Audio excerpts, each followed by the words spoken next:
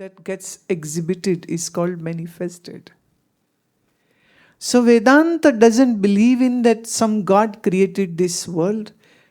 In Vedanta we say it is just a manifestation of your own mind. And which, because of illusion, you believe that it is true. But that's not the case. The manifestation sometimes when goes into the mold of unmanifested, meaning there is manifestation where all the gross stuff is, and then there is unmanifested when everything is in its subtlest form, subtler than maybe an atom, subtler than maybe an electron. Nobody has seen a proton or electron with the naked eye. Not possible. So it can be in a manifested format. That's when you say, oh, this is world and this is me and this is everybody and this is a real world with forest and mountains and rivers and oceans. And then what is called the total dissolution of the world. We call it unmanifested. So when it is manifested or once when it is unmanifested, actually it is nothing but just an illusion. And in illusion there isn't any point A to B and B to Z.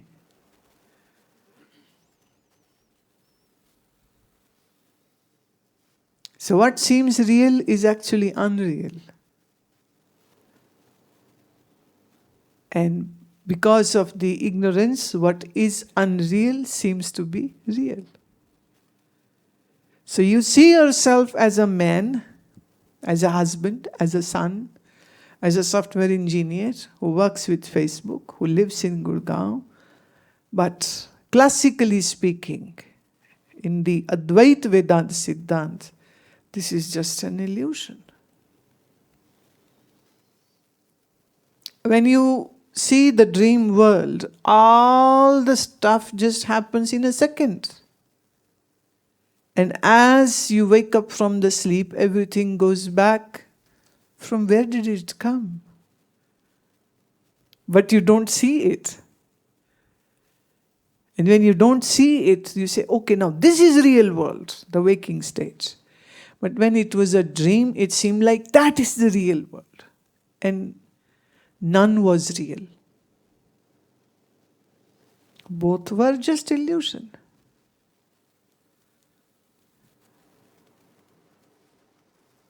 Now the illusion is happening from the mind. And if I say, what is mind? Then mind in itself is an illusion. That's why it creates illusion. Okay. The earth which you saw in the dream, how many billion years old was that earth? Here you slept on your couch and in a minute you saw this whole world. How many billion years it took to come into existence? You just slept and then you see the dream. And then as you come out of the sleep, this whole dream world is just poof, gone in thin air or where? God knows. So if your mind is doing the calculations about this visible world, that this sun is this old, this moon is this old, this is the age of the earth, and so on, that's not true.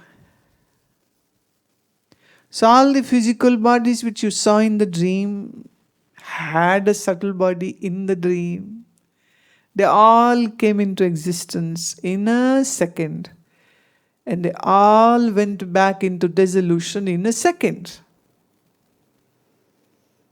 Right? So look deeper. Look deeper.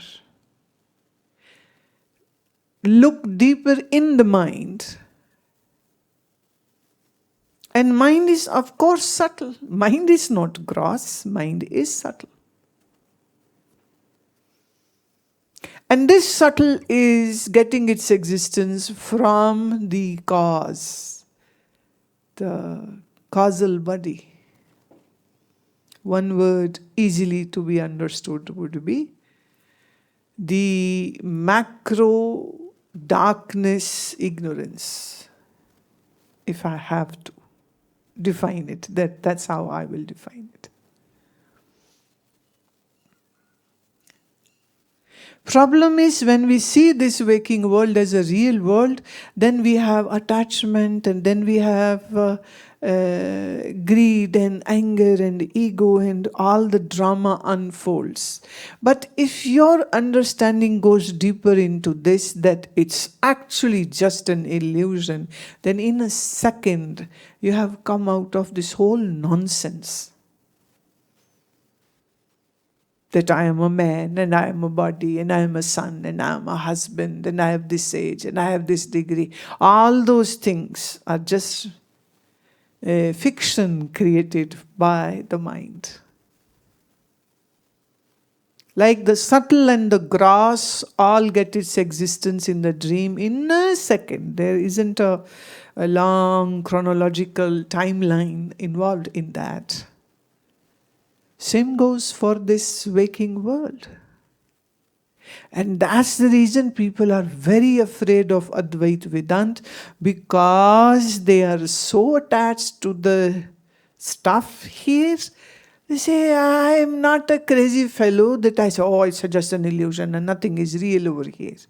No, this is too unreal for us. This is just stay away from these Vedantist people. They are crazy.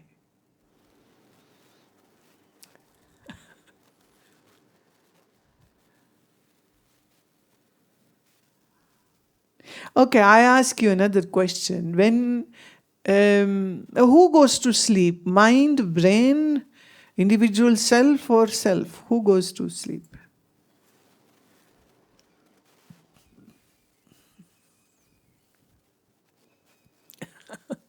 Huh? Mind? Huh? Mind in mind. Mind and brain. Oh no. See, well, you are a software engineer, so you hell don't know about the anatomy of the human body. Brain doesn't go to sleep. Even when sleep is happening, the brain is working because your respiration is on, your heartbeat is on, your circulatory system is on, your lymphatic system is on, your glands are secreting the necessary hormones, the T3, TSH, T4 is getting released, your growth hormones are getting released. Your limbic brain is always waking, it's never. Now let me give you one example. You were sleeping, there was a mosquito in your room, the mosquito was biting you, you were asleep, but in that sleep alone, you slapped the mosquito and the mosquito poor died. You were sleeping, but the AC was too cooling, so somewhere, some point, you pulled the blanket on yourself.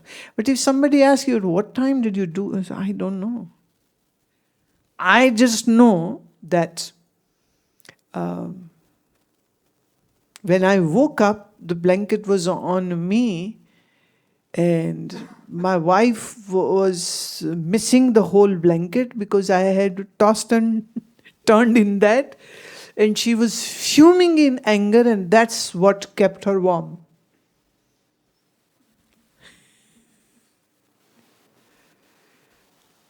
So if you were totally gone in sleep, then how did you shoo away the mosquito, pulled the blanket?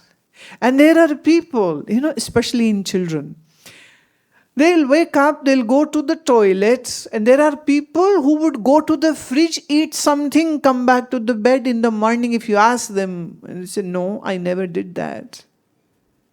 The sleep is so gross sometimes.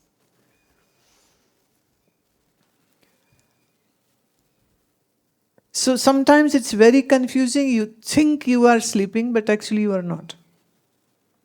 So what part of the brain is sleeping and what part of the brain is not? If I see this visible world as real and true, then all these questions of from where did the Sukshma Sharir came and where did it go, from where did the subtle body came and how did it enter into it. But I am changing the whole ball game. I'm saying everything is being seen in the mind, by the mind, and for the mind. Nothing is other than this. So, the point is this, that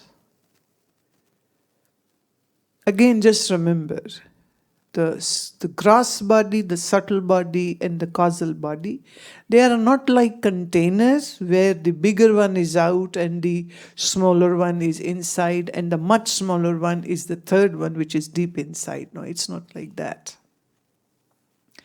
Okay, let me put it like this. How come you are here from last few days? Now, if we go into the sequence of the events, then even says that few weeks ago, your mind desired to come to ashram and spend some days here. You discussed it with your wife and your parents, and they said, well, our anniversary is coming, so better celebrate it in the ashram. So the whole family packed their bags, sat in their cars, and came here. So did Mayank's body came here first, or it was Mayank's thought which propelled the body with the family to come here? What came first? The thought. Right? Now let's say the Apple phone got created first, or firstly it was just a thought in the mind of Steve Jobs. It was just a thought, right? And then the whole Apple company got formed, and the prototype got formed and tried and tested, and whatever battles were there, those all battles were fought, and the company was created, and with the big drama it was launched. Firstly in US, and then slowly it spread its wings in different countries and all over Southeast Asia and Europe, right? But it started where? In the mind of one person. So we can say that he is the Brahma who created the idea, and he became Vishnu also because he worked on it and expanded it and had a very lucrative business formed out of this one idea, right? And that idea was in his mind. And mind you, everybody has a mind, but not all minds will have idea to make an Apple phone, right? Now, what are the boundaries of this mind? It's getting more deeper now, right? So I can say there is one mind which you are familiar with, but this very mind is actually very deeply connected with the macrocosmic mind. And if I give one Sanskrit word for that, then that is Maya. So Maya is the mother of all the minds. And what is Maya? About which nothing can be spoken. We can't say it's truth, we can't say it's false, we can't say it's both true and false. Hence, we say anirvachaniya, that which cannot be explained through a sentence, that which cannot be expressed linguistically.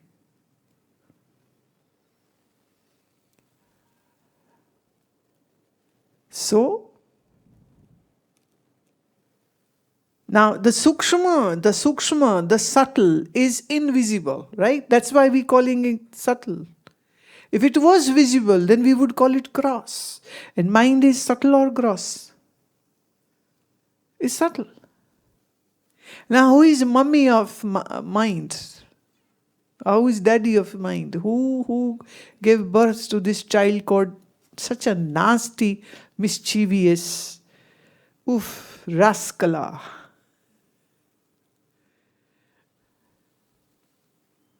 And then we give one word, Maya.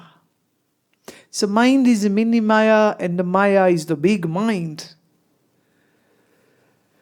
So all the classifications of causal, subtle and gross are also created by the mind. And this is the way of rishis to explain you what you are thinking about as real is actually not real. Hence we do this classification. And especially for this waking, dream and sound sleep state, it is so beautifully explained in Mandukya Upanishad.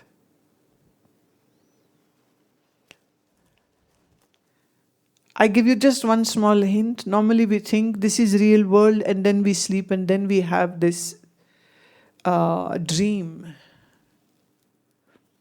But the Vedanta seer says, no, it's vice versa. From the dreams, this so-called gross world got its expression.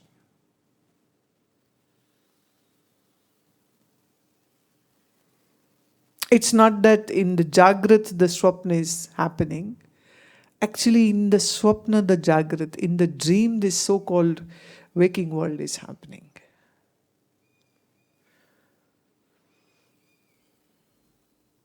So what will you see? You will see that what your mind will generate the idea. Whatever ideas get generated in the mind, so would be your so-called reality get manifested.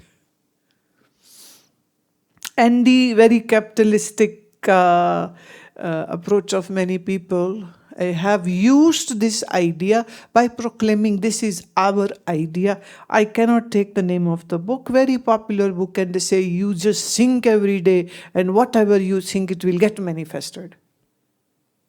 Very popular book. Won't name it, you use your brains, which book I'm talking about. And they claimed that this is their idea. Plagiarism. Theft, open theft. And Vedanta talks about it. But they marketed it in such a way, and then people bought that book, and there were these women who had breast cancer, and they would, every morning and night, they would say, I don't have any cancer. And in few months, their cases went in a very, very difficult mode of disease, and they died. Now, they never went to a doctor, they never got themselves treated, they were just creating this idea, I am cancer-free. Because that was the claim of the book. So, some of the women, those who died, so their family people, then sued that author and sued that very famous TV presenter that you pushed our sick woman into not going into treatment and just saying, create a thought, and whatever you will create a thought, that will become a reality. And there are so many motivational so-called stupid speakers who are propagating this idea to everybody. You want to be rich, you want to be famous, you want to be very handsome and very beautiful. Just create this idea in your head, morning and at night, and then create this with great result. It will happen. In one way, it's not wrong totally, but it was never meant to be used for commercial gains by selling more books and podcasts and creating videos out of that and making money out of YouTube. No, it was not meant for that. So what came first, gross or subtle? Normally people say gross came and then the subtle came. No, Vedanta says absolutely not. The causal was first. And actually, when we say first and second and third, even that is not a very wise thing. Again, in dream, everything happened in one instant. Grass, subtle cause, whatever. Everything in 1 second. And when the dream ended, everything went away in a 1 second. Right? So it's very much intermingled. That's why Guru Nanak says, Man jeete, jag jeet. If you win your own mind, you have won the whole world. This means world and mind should be one. That's why we were working on the mind and we have become victorious onto the whole world. Why Guru is saying that? Because in reality, the world and mind is one.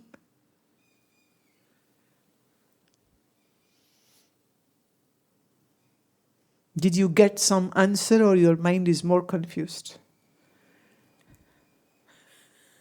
Some. Oh, it will take time. This is a very deep subject. It requires... see, I can give very easy answer. I could have done that. But that wouldn't be justice to you. That's why I have opened up this whole Pandora box in front of you, so that you contemplate on this more. Right?